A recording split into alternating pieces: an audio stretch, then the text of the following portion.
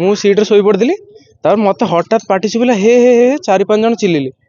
ଆଖି ଖୋଲିଛି କି ନାହିଁ ମାନେ ମୋତେ ଖାଲି ଏତିକି ଦେଖାଯାଇଛି କି ଲେଫ୍ଟ ସାଇଡ୍ରୁ ଗୋଟେ ବଡ଼ ଟ୍ରକ୍ଟା ପୁରା ଏମିତି ଡାଇଭରସନରେ ପୁରେଇଲା।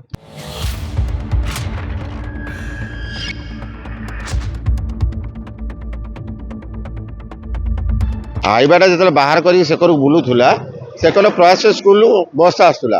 ଆସିଲା ସମୟରେ କ'ଣ ହେଲା, ଯେତେବେଳେ ସେ ଟିକେ କାଟିଛୁ ବାଁକୁ, ସେ ପ୍ରୟାସ କଲେଜ ଡ୍ରାଇଭର ତା କେବିନରେ ବାଡ଼େଇଲା ପରେ ସେ ବହୁତ ବାଟ ଘୋଷାରି ନେଇକି ପଳେଇଲା ପରେ ହାଇବାଟି ଏକର ସେକର ହେଇକି ସେ ପଡ଼ିଗଲା। ତାପରେ ଆମେ ଯାଇ ବସ୍ରେ ଦେଖିଲା ବେଳକୁ ଡ୍ରାଇଭର ପୁରା ସିଭିୟର ହେଇଛି, ତାଙ୍କର ଜଣେ ଟିଚର ଅଛନ୍ତି ସେ ବି ସିଭିୟର ହେଇଛନ୍ତି। ତାପରେ ବର୍ତ୍ତମାନ ତାଙ୍କର ଯେଉଁ ହେଲ୍ପର ଥିଲା ତାକୁ ଟାଉନ ରିଫର କରୁଛୁ। ତାପରେ ଯେଉଁ ପିଲା କିଛି ଏଞ୍ଜର୍ଡ ହେଇଛନ୍ତି ସେମାନଙ୍କୁ ଆମେ ଯାଜପୁର ରିଫର କରିଦେଇଛୁ।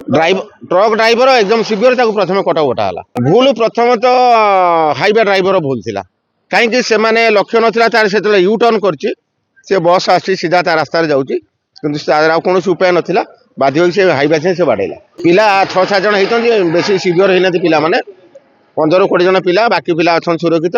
କିନ୍ତୁ ତାଙ୍କ ଡ୍ରାଇଭର ସିରିୟସ୍, ଆଉ ହାଇୱେ ଡ୍ରାଇଭର ସିରିୟସ୍, ଆଉ ତାଙ୍କର ଜଣେ ଟିଚର ଥିଲେ ସେ ବି ସିରିୟସ୍। ବସ୍ର କ୍ଲାସ୍ ସାରିକି ରାତିରେ ହଷ୍ଟେଲକୁ ଫେରୁଥିଲୁ, ଫେରିଲା ବେଳେ ଏଇ ଦୁର୍ଘଟଣା ହେଇଛି। ଆଉ ଗାଡ଼ି ଆସୁଥିଲା ଆମର ପାଣି କୋଇଲରୁ ଆମ ହଷ୍ଟେଲକୁ। ହଷ୍ଟେଲ ହେଉଛି ଦଳା ଇସ୍କନ ମନ୍ଦିର। ଆମେ କଥା ହେଇଆ କି ବସ୍ରେ 50-55 ଭଳିଆ ପିଲା ଥିଲୁ।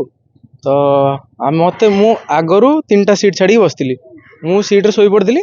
ତାପରେ ମୋତେ ହଠାତ୍ ପାଟି ଶୁଭିଲା, ହେ ହେ ହେ 4-5 ଜଣ ଚିଲେଇଲେ। ଆଖି ଖୋଲିଛି କି ନାହିଁ ମାନେ ମୋତେ ଖାଲି ଏତିକି ଦେଖାଯାଇଛି କି ଲେଫ୍ଟ ସାଇଡ୍ରୁ ଗୋଟେ ବଡ଼ ଟ୍ରକ୍ଟା ପୁରା ଏମିତି ଡାଇଭରସନରେ ପୁରେଇଲା। ଏମିତି ପୁରିଲା ପରେ ଆମ ଯେଉଁ ଡ୍ରାଇଭର ଥିଲେ, ମାନେ ସେ ଏତେ ଭଲସେ ଆମକୁ ଆଣିକି ବସ୍ଟାକୁ ସାଇଡ୍ କଲେ, ମାନେ କାହାର କିଛି ହେଇନି, ବାସ୍ ଖାଲି ଫାଟାଫାଟି ଟିକେ ମୁଣ୍ଡ ଫୁଣ୍ଡ ଯାହା ହେଇଛି, ନହେଲେ ସମସ୍ତେ ଠିକଠାକ୍ ଅଛନ୍ତି। ଆମର ପାଖାପାଖି 10-12 ଜଣ ଭଳିଆ ପିଲା କ'ଣ ମୁଣ୍ଡ ଫୁଣ୍ଡ ଫାଟିଛି ଟିକେ, ଆଉ ସାର୍ଙ୍କର ଏଇ ବାଁ ସାଇଡ୍ ଛାତି ପାଖଟା ଟିକେ ମାଡ଼ ହେଇଛି, ଆଉ ବାସ୍ ଏଇ ଆଖି ତଳଟା ଟିକେ ଫାଟିଛି।